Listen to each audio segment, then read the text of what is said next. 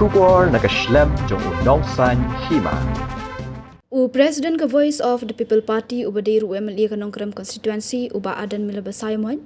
Ulaong baka VPP ka klemele Pyrshah ya ka Sorkar, Henry ka Kwah Ïatreilang, Henry la ka Sorkar jela ka Kwah Ïaleh Pyrshah nginong ki belapen kre Ïaleh Pyrshah kaliang. Uba Ardent habakren syakila pathay kubor ulaong baka seng ka Kwah Ïatreilang nakamda ka jimentoy upay ba ka jela. Wat lagi don kijing ngop her hakapor election halor ki daw bat kimat ki baka seng ka don, Henry kamde ka Ïaleh Pyrshah habdeng ka VPP bat NPP, Henry kadi ka Ïaleh nak benta kimat ki jurah. Ulaong bahaba ki pat ba kila jiet ya kaseng banwan hakabor, kumta kaseng kam Kwah Ïaleh Pyrshah yano, Henry kan trey la ka jong kakam. I've been telling this for so many times, many occasions.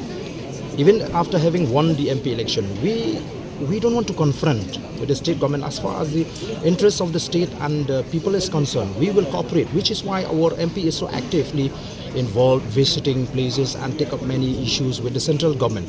Not to confront with the state government. So it's up to the state government. If they want to confront us, we are ready. But we don't want to confront. We want to work together for the development of the state, for the interests of the people of the state. We may have differences during election on principal matters, right?